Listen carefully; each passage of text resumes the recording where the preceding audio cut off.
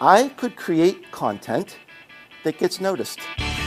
I could create content that moves through a system and creates a reaction.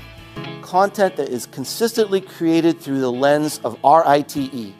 Is it relevant, interesting, timely, and entertaining? Has the greatest opportunity of being shared. And the hardest one of all is entertaining. Because we don't sit around in our business units thinking, how can we be more entertaining today?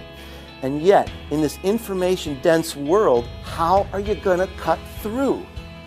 If you're like me, when you tried Twitter, you probably thought this is the stupidest thing I've ever seen in my life, but it works.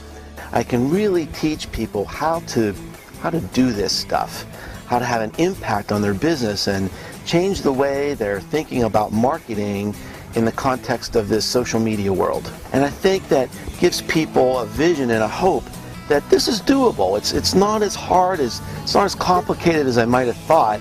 This is so important, and this is what most people miss. When people first think about social media, they can be overwhelmed. I think trying to learn this stuff on their own, it would be like trying to take a drink from a fire hose. So my approach is to try to cut through the clutter, focus, keep it simple on the real things that can help a business. There's so much to learn. Talk to me a little bit about where blogging is going. Where are we with blogging, right? And to your own point, I was reading a little bit last night on your blog about decreases in engagement and so much more difficult to kind of get attention. Where is it headed? I think blogging. First of all, I mean, someone asked me the other day, is blogging dead? And I said, God, we love saying stuff like that, don't we? Yeah. It's good. It's a good headline. But I said, blogging will be dead when reading is dead. Because there's always going to be a place for long-form content. Yeah. Long-form content is still very, very important. Yeah. It's very important to develop thought leadership. It's a very important way that people learn and connect to you.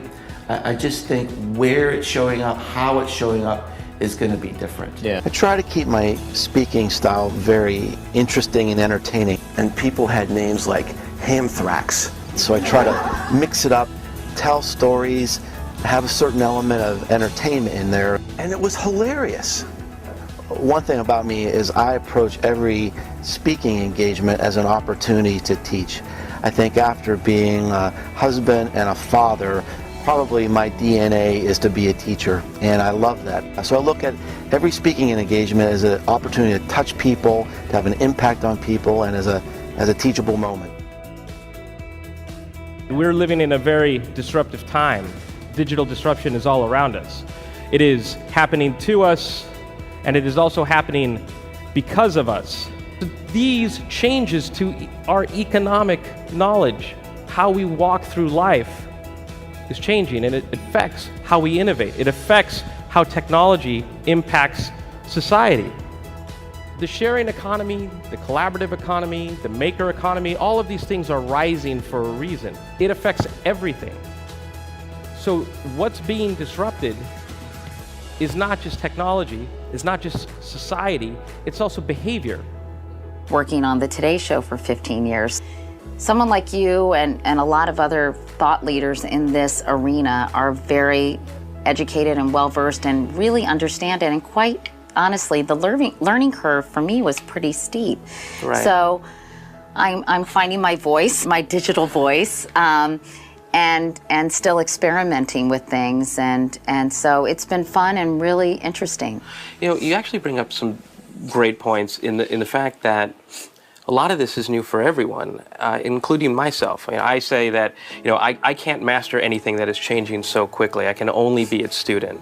What social hooks were you finding with the audience? New ways to engage, develop new relationships? I do serious interviews, funny interviews, engaged in fun, shticky things, but also very confrontational interviews at times. So I think they got a very good understanding of my personality. And I miss that, actually. I miss that kind of connection, that engagement that I had with viewers at NBC. And in a way, I feel like I'm revitalizing that through social media. To people who didn't necessarily have that voice without something like a letter to the editor. Now they have Twitter. Right. Now they have blogs. Now they have comments. Now they have Facebook. And so their voices are heard as well. Well, you know, I've always tried to, in my job, tried to ask questions that I think most people really want to know the answer to. You know, there's a lot of journalists who kind of show off. If we want to connect, we can't think about channels as being ways for us to talk at you, for us to come up with some beautiful brand or some story or some value proposition and stuff it into as many channels with as little effort as possible. I actually believe that when we innovate based on problems, based on behavior, if you think about being in the business of products, you're going to fail over time. If you think about being in the experience business, where a product is one of the things that brings an experience to life, then that represents the future of engagement.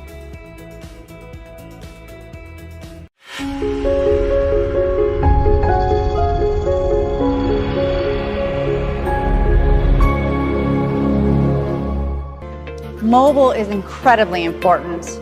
I mean, what's the one thing we always have on us? We have our phone. We don't have our TV on us. We don't have necessarily our print material on us, but we always have our telephone. So it's critical for marketers to not forget that their consistent brand message has always needing to be on the phone and mobile friendly, easily accessible. It doesn't necessarily mean that your conversions will always happen mobily, but at least your brand message and the execution of that message is clear on this channel, because this channel is always with us. Work-life balance, does it exist? How many of you in this room checked your email on Thanksgiving? All right, my case rests. I'll see you later. We say yes to things when we really might have been better served to say no. What is it you want to experience? Because all I can say is that in the life that we have, it's just an accumulation of experiences. What do you wish to experience this lifetime? And are you creating a space for yourself to be able to experience that? Thank you. What's your favorite song? You don't have one? I don't have a favorite song. I love them all. I love so many songs. I love them.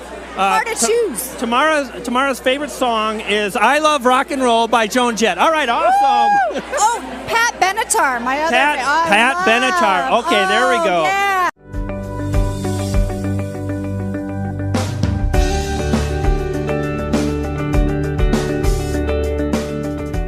I think what retailers can do to improve customer loyalty is two things.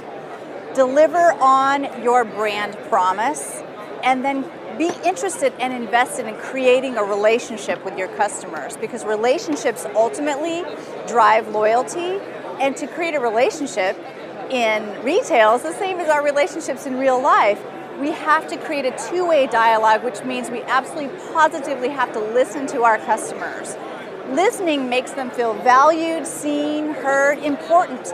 And customers today want to feel important. So I think those are the biggest impact, is being customer-centric, not product or service-centric.